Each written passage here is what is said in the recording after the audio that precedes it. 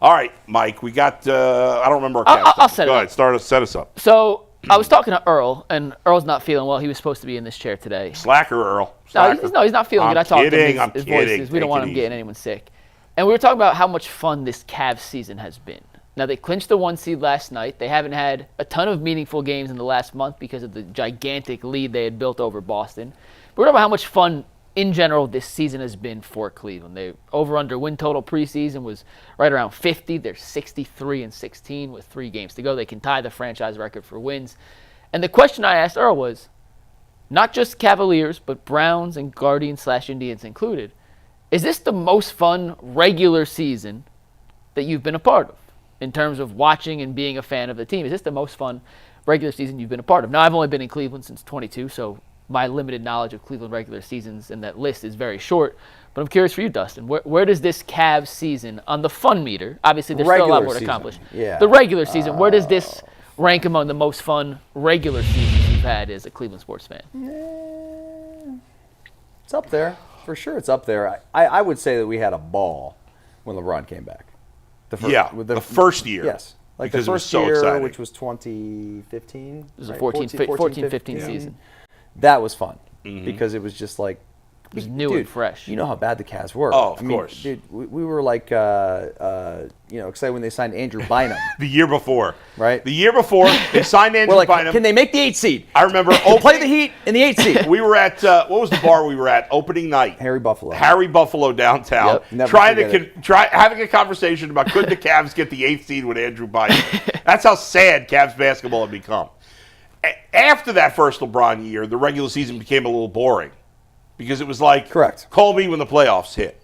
Correct. I think the other year that was good was the 08-09 season.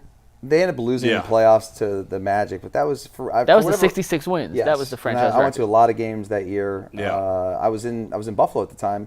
I remember I actually had brought some of my teammates back to a couple games. Right. But it was a fun year. So I would say, is it the most, for me, no, since I've been here, because I had so much fun in, it was the Guardians, I can't remember now if it was 2012 or 2013, when they made the wild card. They had to win their last 10 games. 13. Yeah, of the season to make it. You went to the White Sox game. That's right. What's his face? Jason Giambi hit a walk-off homer. You went to Chicago? No, it was here. Oh, it was here. Jason Giambi was playing for the Guardians at the end of his career, and they had to win 8 in a row or 9 in a row to make the playoffs at the end of the year. And they were playing the White Sox, and this was maybe the 3rd or 4th last game to the season. They had to win it.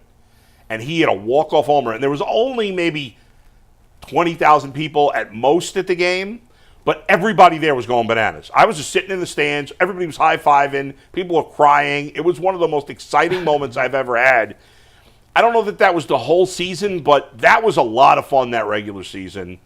The 2017 Guardians season after the World Series, remember they had the 20-game winning streak. 22, right? 22, whatever it ended up being. That was the most we talked about baseball besides playoffs. The whole city was caught up in that winning streak. Because that's to win that, it was like the Cavs at the beginning of this year. Baseball is different. I mean, that was crazy. That was crazy. To win every day in baseball like that for 3 weeks Everything's got was nuts. As Dustin said, the first LeBron year, because the Cavs, when we first went on the air, until LeBron, were almost irrelevant because they weren't They were winning 20 games. They were so horrible. We had Kyrie, and he was great, but the rest of the team sucked. And they were hard to watch. We talked ourselves into freaking Deion Waiters being a great player. Yeah. We were excited about Alonzo G. Alonzo G. There's some great. What was our guy who went to the Jazz, who used to come, hung out with us a couple times. What's his name? Nice guy. Remember that Darius something? No. What position? Big guy or he was like a small forward. Yeah, he was a wing player. Three-point shooter. What was his name, dude? He came to the bar with us a couple times. He did. Then he ghosted us once he left town. He unfollowed us on all the social media. Yeah, I know. Damn. I don't know what happened. CJ Miles? CJ Miles. What a pull that was. That's a nice pull. I love We loved CJ Miles. In 2K, he was awesome. Back in those days, we were friendly with, what's his name, the tight end for the Browns we were friendly with. Joe Schobert. You could always count on him to talk. The tight end was from Stanford. Was it Barnage? No, not Barnage. It was the other Who's guy. the guy we were obsessed with, right? The smart From guy. the Seahawks. No. Yeah, no, you're right. I can't. From the Seahawks, Geno I Smith? don't know. I'm drawing a blank. I'm But saving your ass on everything. I know. I mean, Listen, I'm and getting I don't old. have that good a memory. I'm getting old here. But so these were all, and the Brian Hoyer Brown season, that was a lot of fun. And then Johnny Manziel ruined it at the end. Was the Brian Hoyer start of the season? Because that was a really good start. Yeah. How did that compare to the Flacco December? Because in my short stint in Cleveland, I know the Flacco December is 1 month of a much longer season. That season in totality wasn't as fun because there were so many ups and downs. Yeah. But that month, the Flacco month when they won those 4 games in a row and clinched on Thursday Night Football against the Jets, that was as fun as I've had talking to sports event. But I don't know, man. The Browns were in that year. They got off to they were 7-4. I think. And then they were 8-5, and then they lost every. It was Deion Sanders who said need to pay Brian Hoyer. That's right. On Thursday Night Football. That's right. They beat the Bengals on Thursday Night Football. I remember getting on the air that next day. I'm like, Browns are going to the playoffs, and they lost every game. Sanders was on NFL Network saying a blank check. Yeah, Brian Hoyer. Brian Hoyer. Yeah, that was. And then Johnny Manziel became the quarterback, and then I think his first game was against the Bengals, and it was the worst game I've ever seen a player play. It was like he'd never played football. Yeah, and every team wanted to just kill him. Oh yeah, everybody hated him. Dude, it looked like you took a kid from like 8th grade and put him on the varsity. Right. And he just looked like he didn't belong at all. Yeah, but that was.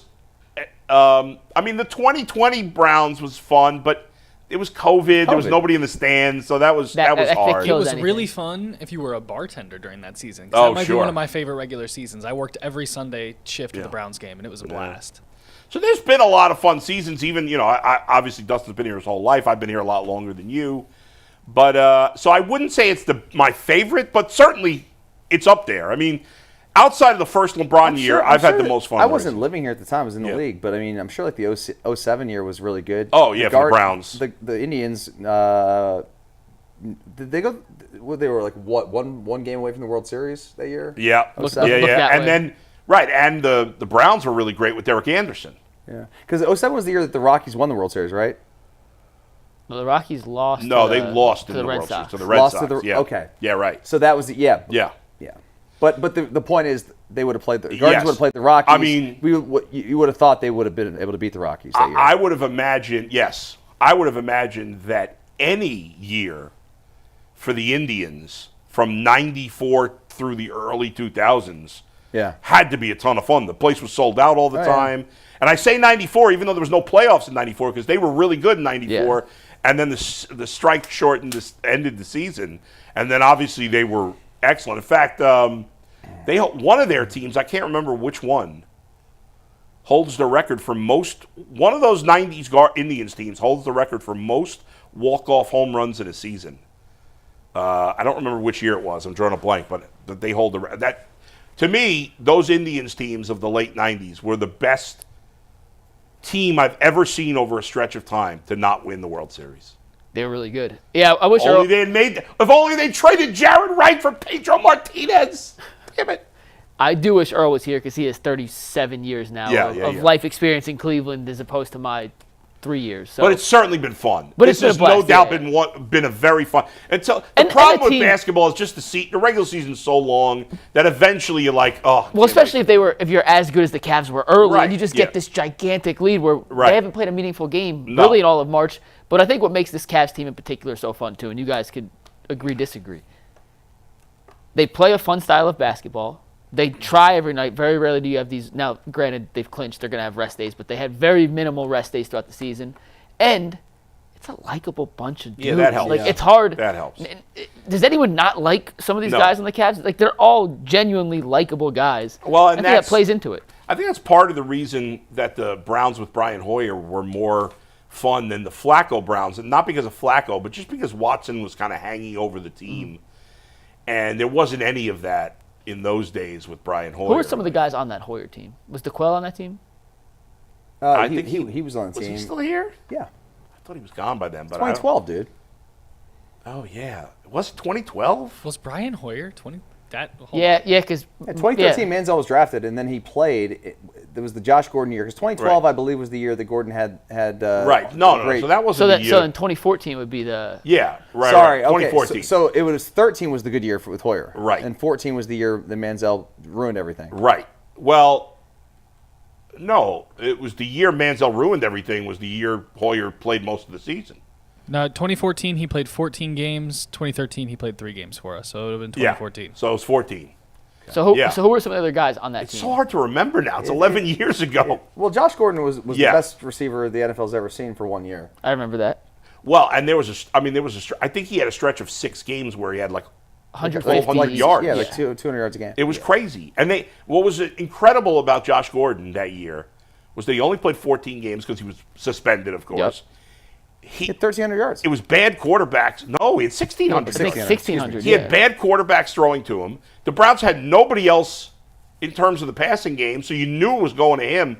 And he caught everything. Everything.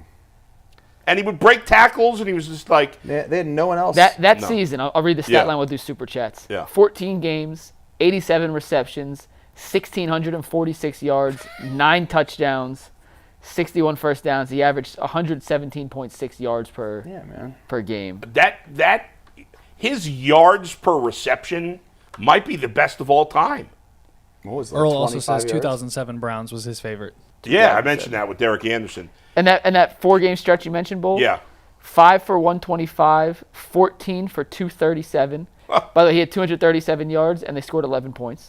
Next game, 10 for Who was 11 points against? Was it Seahawks? Pittsburgh. Pittsburgh. Next, 10 receptions, 261 yards, 2 touchdowns, and then 7 for 151 and a touchdown. I mean, that is just that's like 800 yards in 4 games, maybe more than that. Man. He was it's more like- crazy. Well, I remember crazy, when yeah. Dustin and I first Crazy. saw him at training camp, we were like, "This guy is unlike anything I've ever seen before." Never seen a player like him. He's ball. I mean, He he was like just a DK freak. Metcalf before DK Metcalf. Yeah, right. So He was just he so stood out from all the Browns receivers who were a bunch of guys.